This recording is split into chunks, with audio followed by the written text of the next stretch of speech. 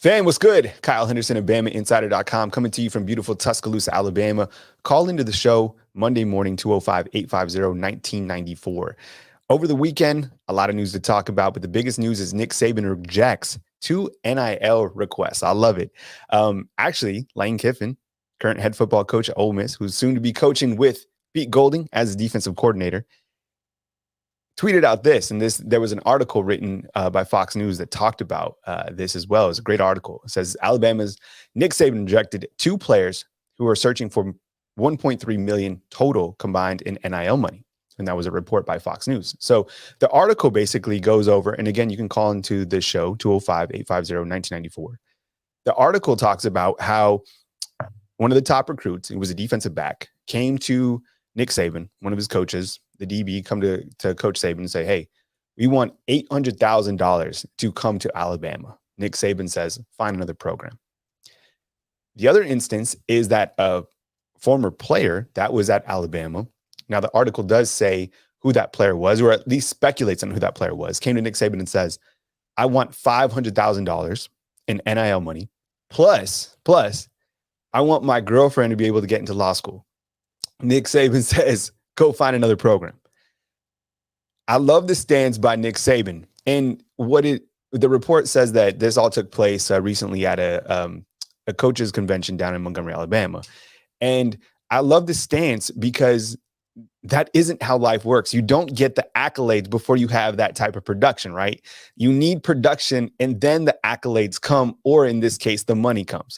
Want to hear from you what you think about NIL, where this is going in college football. 205-850-1994. That's the first subject I want to talk about, is kind of the world that we are now living in. What's up? I see you guys inside the comment box. Good morning. I hope you guys are having a fantastic Monday morning. I love the stance by Nick Saban, right? Saying, look, you have to have production before you get the NIL money. Now, if you rewind to before this season, Cash App and a couple other big-time businesses invested in Bryce Young before this coming season, right? It was up to what, like $1 million or something like that, or that was 2 seasons ago. And obviously, when you looked at that return on investment, they hit.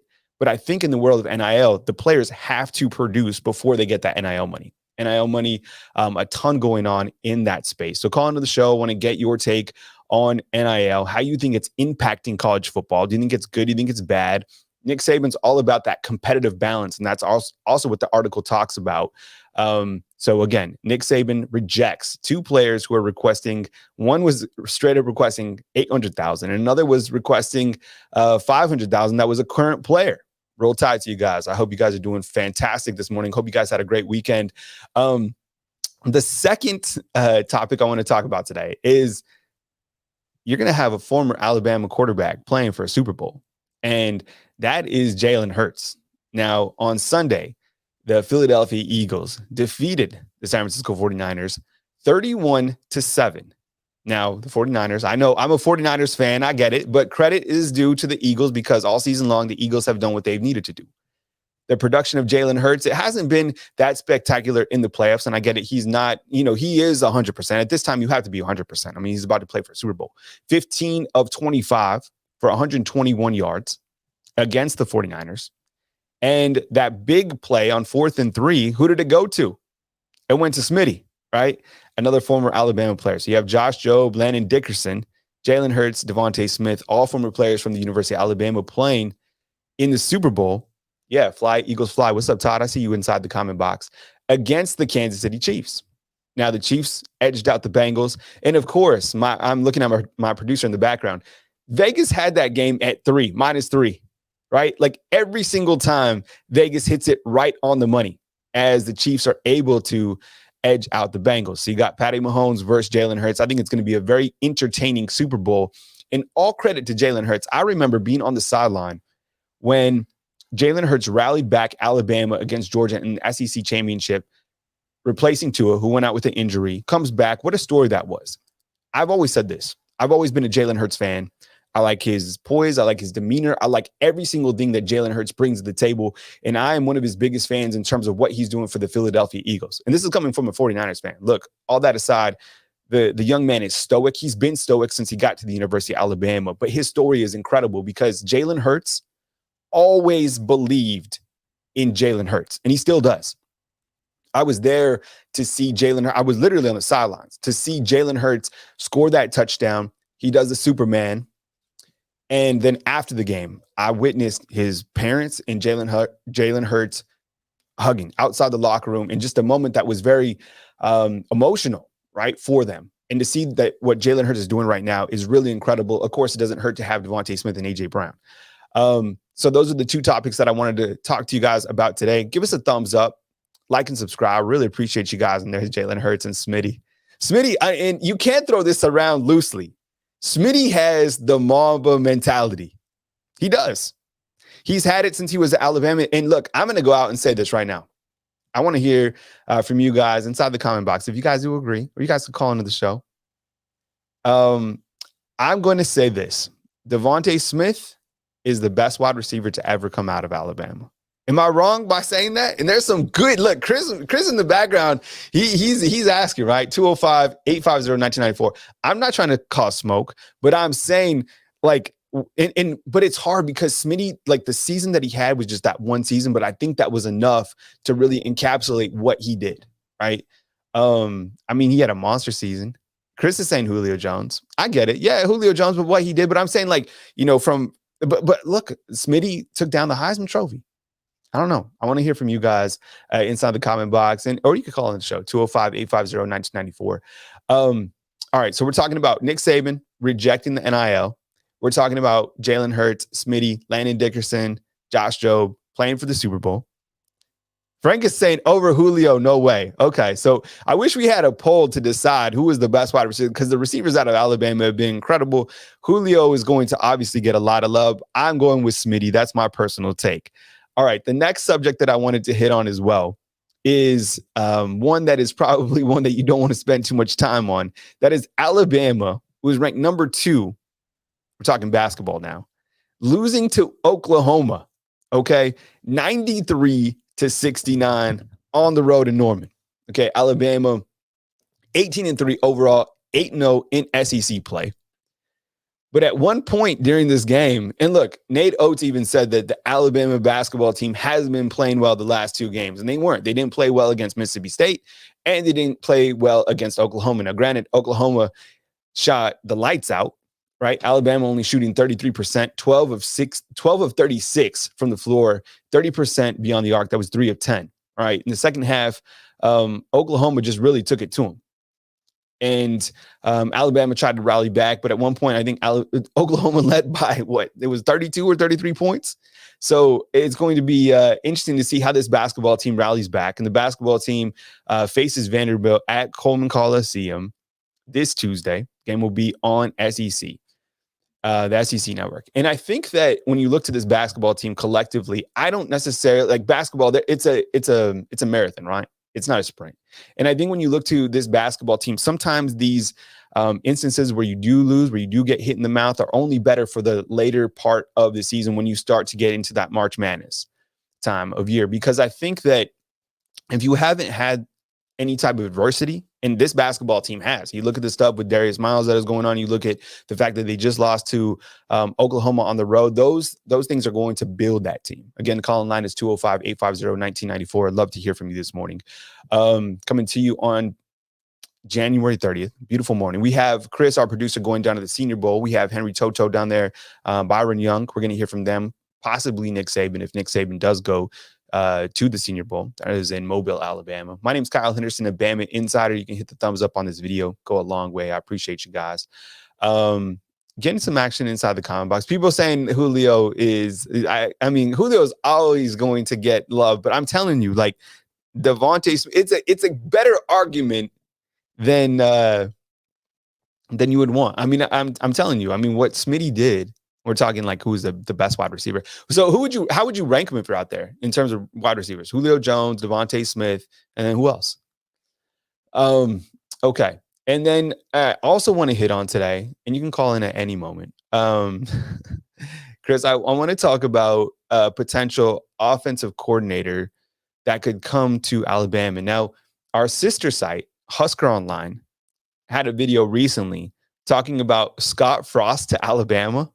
How would you guys feel about Scott Frost coming to Alabama? And I don't know if you guys saw also in the headlines that former Alabama wide receiver coach Josh Gaddis, who took the offensive coordinator position at Michigan and then went from Michigan to Miami, he was fired by Mario Cristobal. So you saw that. People are saying no thanks. I'm not saying that he's a candidate. I'm just saying it's also out there in terms of the offensive coordinators.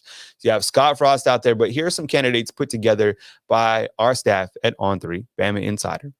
So you have Jeff Lebby, and obviously he spent time and is currently at Oklahoma.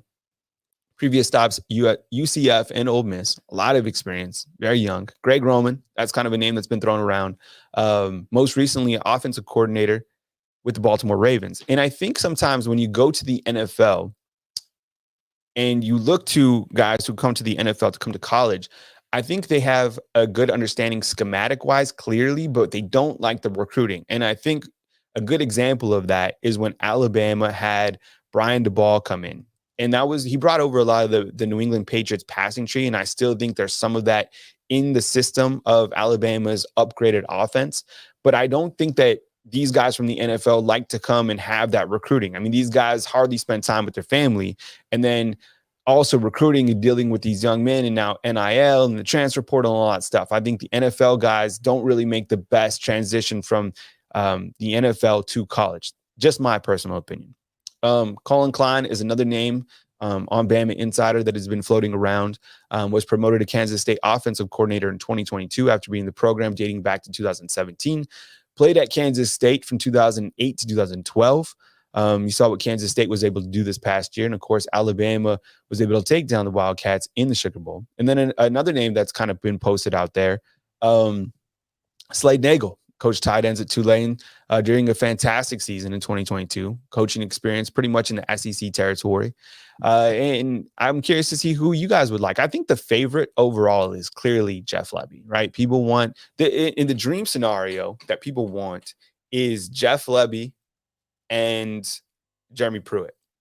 And let's talk about Jeremy Pruitt now, Chris, if you can get a image up of Jeremy Pruitt, because I think from what we're kind of piecing together and what people continue to talk about regarding Jeremy Pruitt, and that was some other news that was floated around, right? It was like now the Jeremy Pruitt news is like Jeremy Pruitt ate a hamburger in somewhere in Alabama, right? You saw him buy a truck just a couple hours away, and people are that's news. I mean, I think how it turns out is that's his buddy who owns a car dealership, right?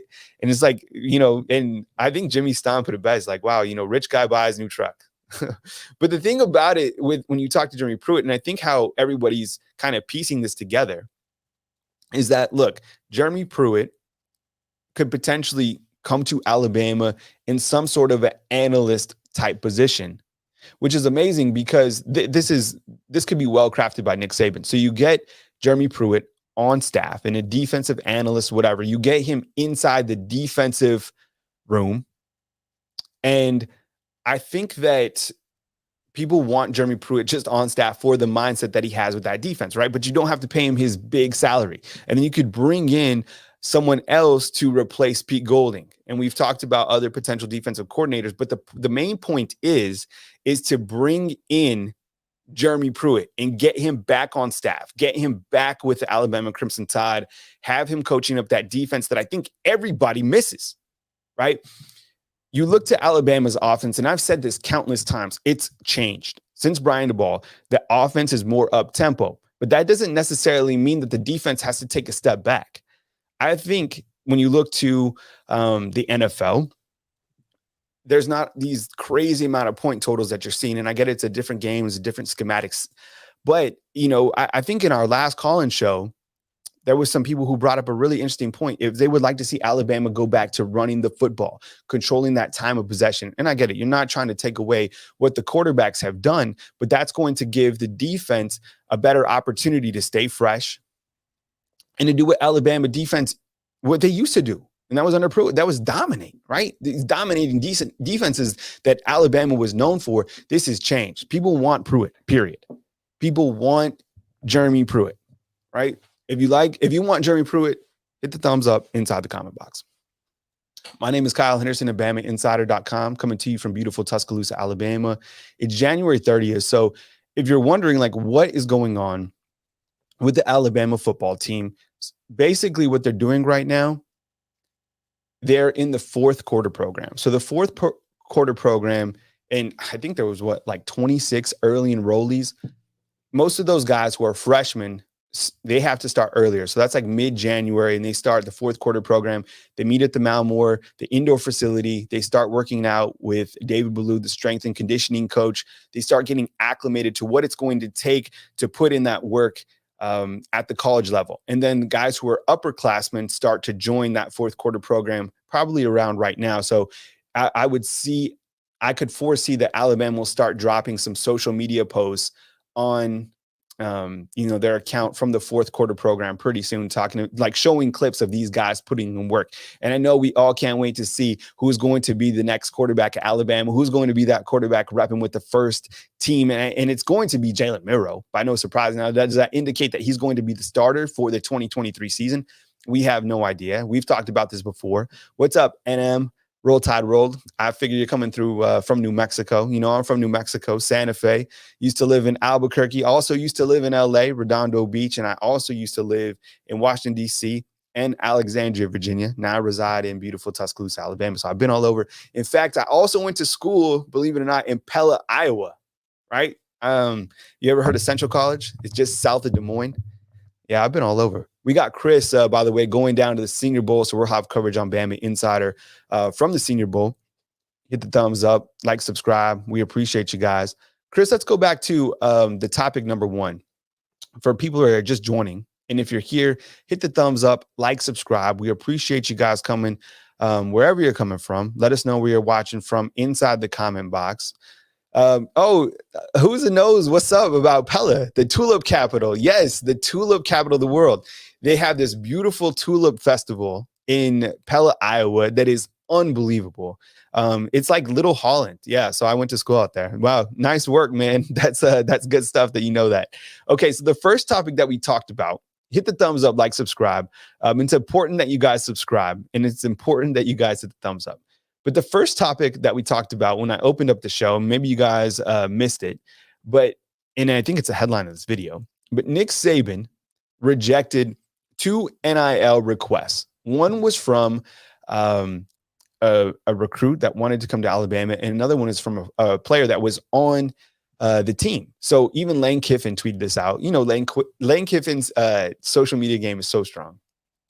And so the first player comes up to Nick Saban. This is reports from what we heard, from Fox News, but it originally took place down in Montgomery at a coaches convention, and a player comes up along with probably his, handler or whatever. They want $800,000 to come to Alabama before they've even sat on the field. Nick Saban says, find another program.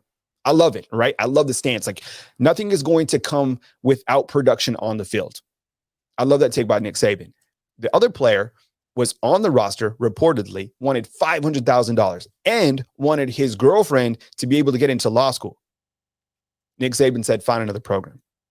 This is the world of college football that we live in. I think when you look back to last year, when it was Jordan Addison, when he was in the transfer portal, there was rumors floating around that he wanted like $3 million or something like that. I think when you rewind that. So, this is the world we live in, but I love the stance by Nick Saban. And look, I think the guys who are having production, who are returning with production, whether you're Alabama, USC, wherever you're at, those guys are going to get paid, and rightfully so. That's the world that we live in now. But I don't think it's fair for these guys, and I don't think it's right. Like, the world doesn't revolve, and you don't get paid and you don't get accolades without production. You have to have production to get accolades. So I like the stance by Nick Saban. Nick Saban continues to talk about competitive balance, and it was good to see that tweet by Lane Kiffin. And I think that's kind of the stance that people want. The second topic we talked about, and if you're just joining us, hit the thumbs up, like, subscribe. My name is Kyle Henderson of BamaInsider. You can follow me on Twitter. I think my Twitter handle is Mr. Kyle Henderson. I only tweet if I need to tweet. I'm not going to waste my life on social media. I'm not I'm not into social media that much. I get it. I mean, it's like, it's too much fluff. You want to talk to me, call me 205-850-1994. The second topic we talked about on the show was Jalen Hurts, former quarterback at Alabama, is going to be playing in the Super Bowl. against Patty Mahomes. And you look to what the Eagles did to the 49ers yesterday. 49ers fighting in a fist fight with their arms tied behind their back. I'm a 49er fan, so I'm a little salty this morning. But give credit where credit's due, because Jalen Hurts, the story about Hurts is incredible, right? 15 to 25, 121 yards against the Niners. Not that big of a game, but that 4th and 3 throw to Devontae Smith. By the way, it was not a catch. And I love Smitty. If you follow me, I love Smitty, but they showed the rewind, Chris, and Smitty did not catch that 4th down. Now, Eagles are going to win that game either way, because the Eagles were the better team and the 49ers didn't have a quarterback. I truly wonder if the 49ers, if it ever came across Kyle Shanahan's mind to literally put CMC, Christian McCaffrey, just back there at Wildcat. I think that's what they should have done. I mean, Brock Purdy could not throw the football. So you have Jalen Hurts coming in. We all love Jalen Hurts, one of the best humans. Look, if you're a young guy, I told my son, he's pissed off about the 49ers losing. I'm like, look, I get it. But Jalen Hurts is the type of person you want to emulate yourself after in terms of how you carry yourself, being that stoic individual, being able to handle that adversity. You look to what happened to him at Alabama, being replaced by Tua. He goes to Oklahoma, still balls out, and look what he's doing with the Philadelphia Eagles. It is really incredible to see. And we're talking about that. Then we started talking about that segue, moved into Devontae Smith. I said he was the best wide receiver ever at Alabama. A lot of people disagreeing with that, saying that Julio Jones. And then now we have Chad Howard inside the comment box. What's up, Chad? Saying Waddle was awesome. Of course. Jerry Jeudy, all those guys. And look, I know Henry Ruggs, his story went off the rails, but when he was at Alabama, he was also super productive. I remember going to talk to him at Lee High School in Montgomery. And man, he was very well respected. He was a very respectful young man, talked to his coach. And if you have ever looked up Henry Ruggs basketball highlights, it's ridiculous. I mean, he's throwing dunks down like Sean Kemp. Remember the old Sean Kemp played for the Sonics? Like, that's what Henry Ruggs was doing on the basketball court. So those wide receivers coming out, that's what we were used to. Then you had John Mechie and Jameson Williams follow that. And you look to the wide receivers this past year, there's not one that's going to be drafted. All right. So following that topic, then we touched on the Alabama basketball team losing to Oklahoma. Alabama was ranked number 2, travels to Norman, and then they lose to Oklahoma 93-69 in a game that was following a game where they just survived Mississippi State by 3. What's up, Chad? I see you in the comment box, man. Like, subscribe. We appreciate you guys if you subscribe to the channel. Hit the thumbs up. Really appreciate you guys being here. And I hope you guys are off to a fantastic start on Monday, January 30th. My goodness, January flew by, and January is a long month. February is like, it just vanishes, right? Dustin is saying Julio Jones only needed the ball through an year where he was going to, and he'd catch it, period. See, but I feel that was the same way with Devontae Smith. Like, you just threw the football up to Devontae Smith, and he was going to come down with it. And he had those eyes that he would just like look to Mac Jones or whoever it was, and he was going to bring down the football. You continue to see Smitty having a strong season. We had to go a little bit deep into the show, but we have a caller, man. Hey, Jeff, I appreciate it, man. Best in the business, man. Yeah, that's a huge, huge compliment now, because you know what? These call-in shows have been going on I've been doing them for like 5 years. You guys have seen me without the beard, then the beard, all that stuff. And now everybody has a show, right? It's good to see. I love it, man. People doing their thing. We got a caller. We'll take it. Let's see where it goes. Hey, you're on the line with Kyle Henderson. Who am I on the line with, and where are you calling in from? Hey, morning, Kyle. It's Demetrius from North Carolina. Demetrius, man. Demetrius has been a faithful follower for a long time. Demetrius, Happy New Year. I know we're almost in the second month of the year, but I hope you're blessed. How are things going, man? What's on your mind? Still out here pounding the ground up here in Ohio, headed back to the Carolinas. What's on my mind is we all put college football, put your trust in Nick Saban. He will bring sanity to the insane of college football. And as an Alabama fan, I completely trust. I mean, we can't win them all. I have to go around and make deliveries to customers, and especially down south in South Carolina and Georgia. They talk about Georgia, and y'all got 3 national championships. You still playing catch up, and I mean, but I'm glad to see that somebody taking a stand. You know, I have no problem with an athlete getting paid. You know, because these schools are making a lot of money off of them. But it's a double-edged sword. I mean, sooner or later, hey, you playing, you're a young man and you don't know the world, and it's gonna get to. I mean, my humble opinion, it's gonna get to a point where you're gonna get too big for your britches because you're not just gonna keep taking people money, millions of dollars. Like, oh well, it is what it is. You don't know nothing about taxes because I mean, the only person worse than the IRS is the Lord Jesus Christ himself. If he decide to get on you, because the IRS, when they get on the you, IRS don't play. There's two people I don't play with money. It's the IRS and the Lord. That's right. Everybody else, you know, I can get away with. I might be able to get away with stuff, but and then plus on top of that, you know, these young men coming in getting all these money. Like I say, these are businessmen. They're in the business of making money. You're not just gonna take their money and think you're just gonna do what they want to. Sooner or later, it's gonna come to lawsuits. They're gonna recoup their funds. They're gonna pay. They're gonna some way somehow they're gonna get legislation passed to where if you don't perform, you know, we're gonna recoup our funds. I mean, you might get cut. They can get it. I don't know. I don't know what this landscape gonna take college football. They could probably, if you ain't performing the production, they could be like, oh, we're gonna cut you and we're just gonna take you off the roster in the middle of the season at the college football team.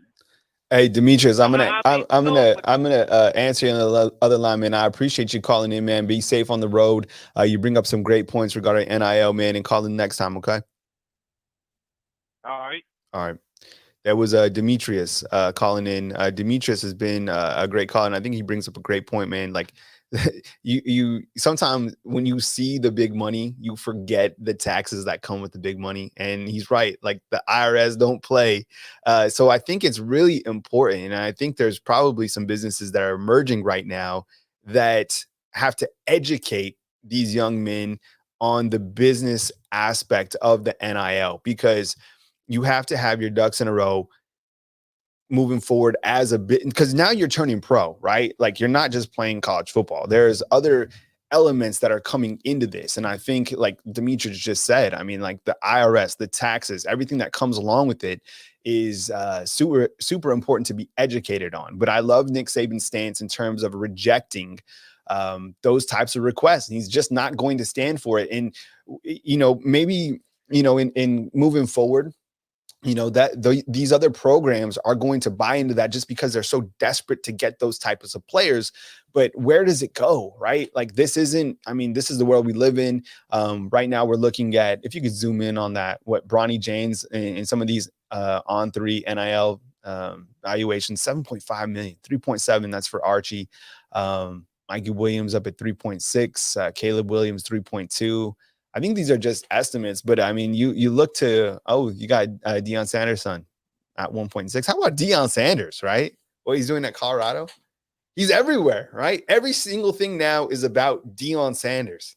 And I actually used to own CU Sports Nation in Boulder, so I went up to Boulder plenty of times and you know, had a great time in Boulder. I just don't know if Deion Sanders, I think he's going to do a great job at Colorado, but if you look to Colorado's schedule and if you know Colorado football, I think it's going to be tough for him to win. I think it's going to be tough for him to get over 500. That's just my opinion.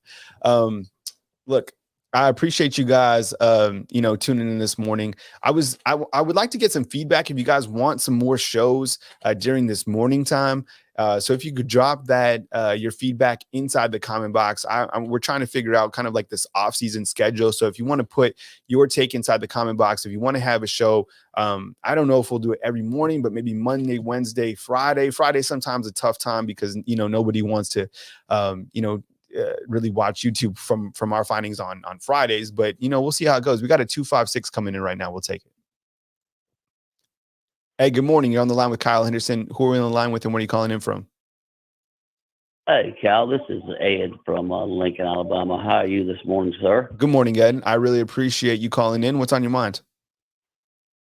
Yeah, I got a couple of things I want to discuss and get your opinion on.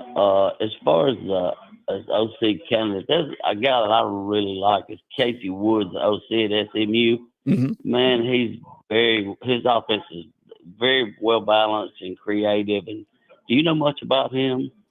You know what? I don't, and we're on with Ed calling in from Alabama. But I think, look, Ed. I think when you look to the Alabama offensive coordinator position, and we've talked about this several times before, is and I'm not just saying this because I'm a 49ers fan, okay? But I look to their offense and how creative they are to get their best players the football. And I think this last year they were lacking in terms of doing that. You look to the one interesting point that I look to with Alabama's offense is that Jahmyr Gibbs was their leading receiver. Was he their best player on offense outside of Bryce Young? Absolutely. So you had to get him the football. But other than that, I didn't feel it was a very creative offense. So some of the names, and maybe you guys have missed it before, that are currently floating around for Alabama, and we're with Ed calling in from Alabama this morning: Jeff Levy, Greg Roman, Colin Klein, and Slade Nagel. But I think you bring up some interesting observations when you look to the Alabama offensive coordinator position. In my opinion, I think Nick goes for someone within his coaching tree. We've seen him do that before, maybe more so on the defensive side. And that's why a lot of people are talking up Jeremy Pruitt. What else would you like to see from Alabama's offense? And I get it. Look, it's not just, you can't just run the football period anymore like Alabama used to, right? 3 yards, cloud of dust, and have these big imposing running backs, because the game of college football has changed. But what was frustrating for you watching Alabama's offense this past season? Well, our inability to create mismatches, not utilizing our talent. I just think at times we're just too predictable, Yeah. on offense. I just think we need to be a little more creative, and maybe try to run a little more up tempo. I mean, let's face it. Offensive football in college has evolved. I mean, it's, we're not in the 80s or 90s anymore. Mm-hmm. I mean, it's totally, and I agree, Kyle. You have to have a running game. Yeah. But it can't be 80% of your offensive output. Mm-hmm. And you know what I mean. I mean, we just got to be more creative. Ed, let me switch gears for a second. Is Jeremy Pruitt the guy you want on defense? Oh, I would love Yeah. to have Jeremy Pruitt, Mhm. but and nothing but the baggage, Kyle. I mean, Yeah. I don't know how that. No doubt. I mean, he would be my number one pick, but I'm Mhm. concerned about what may happen on down the line as far as with the NCAA violations. Mhm. That's what really concerns me. Yeah, it's a messy situation that I think needs to be completely cleared out, because I think there's some lawsuits going on, and Greg Sankey is going to have to get with Nick Saban or whatever, how they're ever going to be able to figure this out. But I think what would be realistic is that somehow they're able to bring Jeremy Pruitt over, settle all that stuff, make him an analyst, and then eventually make him like a co-DC or something like that. Because I think a lot of people are forgetting that Alabama is losing Pete Golding, who was the defensive coordinator, but I think Charles Kelly was kind of next in line, who was also one of the defensive coordinators, so to speak, and he left with Deion Sanders to Colorado. So you have some spots to fill in the defense. Yeah, I mean, I would like maybe bring a guy in like Schumann as DC and put Pruitt as the analyst or safeties coach. And you know what I'd love to see, maybe move Roach to outside linebackers. And it would be awesome to bring Bo Davis back to defensive line. Oh, that's everybody. That's everybody's early, like all the time Christmas wish list is Bo Davis, right? Is coming back to Alabama. Hey, Ed, well, I appreciate talking to you this morning. I hope you have a fantastic and productive week. Call in anytime, and I hope you stay blessed. Well, appreciate your time, Cal. All right, take it easy. All right, that was Ed calling in. Where was he? Ed was calling in from Alabama. So we appreciate the call in. No, but I mean, if you guys want to call and show, just let me know inside the comment box, or give us some. It's from Lincoln, Alabama. Let us know. We want your feedback. When we look to our creative content scheduling here at Bama Insider, like, we want to give you what you guys want to watch. Tonight you'll have Monday Night Quarterback with Mick, Joseph Hastings, and Clint Lamb. I think Jimmy Stein might be out on assignment. So maybe I'll fill in on the evening shift as well, or we'll get Andrew Bone, but Andrew Bone does his Tuesday recruiting show. So we want to give you what you want to watch right here on Bama Insider. It's been fun this morning rapping with you guys, talking about Nick Saban rejecting NIL deals, talking about Jalen Hurts playing for a Super Bowl along with Devontae Smith, Landon Dickerson, and Josh Jobe. By the way, Dickerson was just incredible to watch, right? He was one of the best personalities we've had here. We also hit on Alabama losing to Oklahoma. Don't think that's going to affect them. They're back in action on Tuesday. We got our producers going down to Mobile, Alabama to cover the Senior Bowl. Henry Toto, Byron Young will be there. Maybe we'll hear from Nick Saban. We also talked a little bit about Alabama's potential next offensive coordinator. Demetrius from North Carolina called in, and so did Ed from Lincoln, Alabama. So we appreciate our callers. Hit the thumbs up on this video. It goes a long way. We want to hear from you guys. We want to talk about what you guys want to talk about right here on Bama Insider. Reporting, taking a call-in show, having a show from beautiful Tuscaloosa, Alabama. Kyle Henderson of BamaInsider.com. I'll catch up with you guys next time right here on BamaInsider.com. Again, hit the thumbs up, like, and subscribe.